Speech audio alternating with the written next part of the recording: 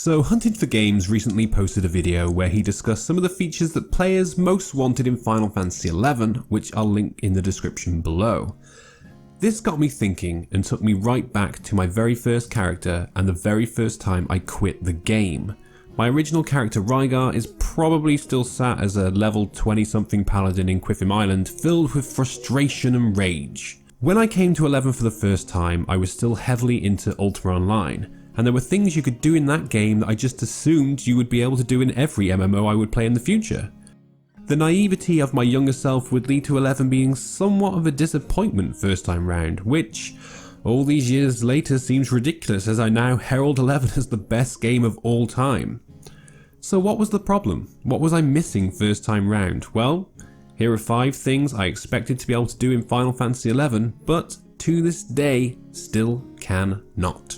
Number 5. A decent PvP system. Sure, there is Ballista and Brenner, but the number of people who actually do either of those is minimal, even back in the day when the game was at its population peak. Hardly anyone wanted to do either of those, which is a real shame because the thrill and excitement you get from challenging other real people can be exhilarating and far more intense than fighting some AI monster. The majory PvP in Ultima Online was crazy fun, with a tier 1 spell that was super fast to cast but did almost no damage. It would interrupt your opponent's casting, whereas a tier 7 spell would do crazy high damage but would take so long to cast that it was easy to interrupt. It was all about timing your spells and using line of sight in the environment to defend yourself from your opponent. It was great, it was just so much fun. Over the years, my desire for player versus player combat in Final Fantasy XI has all but vanished, as it's not what the game is about, to me at least. Still would have loved to have seen a great PvP system. Number 4. Player shops. The bazaar system works to a degree, but players have to be able to find you in order to browse your wares, so most players end up leaving their characters AFK at the Guidestone in Juno. This is fine, but aren't you supposed to be out exploring the world of vana'diel, hunting monsters or doing missions or whatever? What fun is there to be had just sitting in town without moving, hoping someone might walk by and buy your goods? So why couldn't players just rent a shop and hire an NPC to act as their vendors? You could do that in other games, like Ultima Online, and think about it.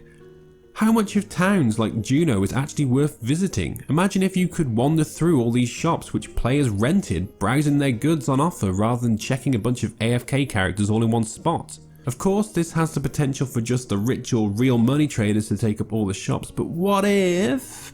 Number 3. Player houses.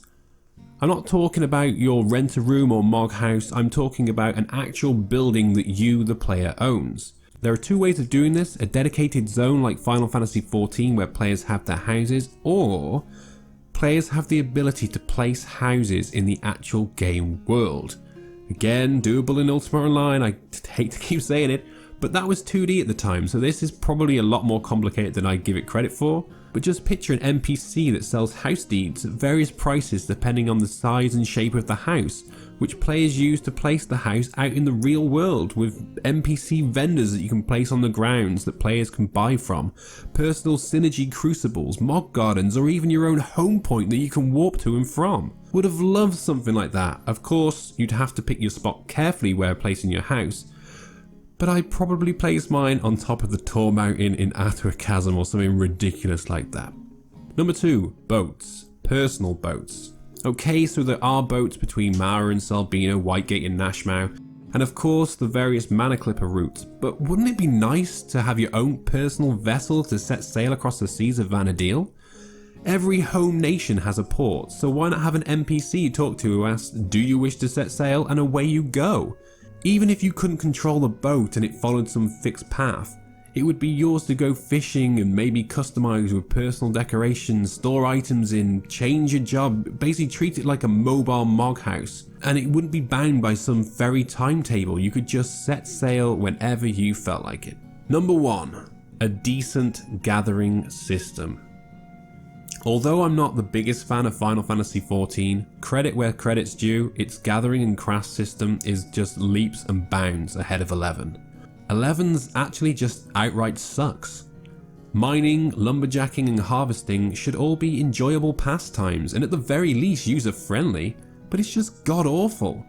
In my opinion, those 3 should have been craft skills, and the higher your level of skill, the better materials you can gather. It's possibly one of my biggest disappointments with the game, just how awful this system is, especially seeing how they got it so right with 14, and although I have to reference again, it was so good in Ultra Online. I doubt any of these things are ever going to come into the game at such a late stage, but we can all dream. What are some of the things you wish were in the game? I'd love to read your thoughts in the comments below, but that's it for this video. I'll see you next time. Take care.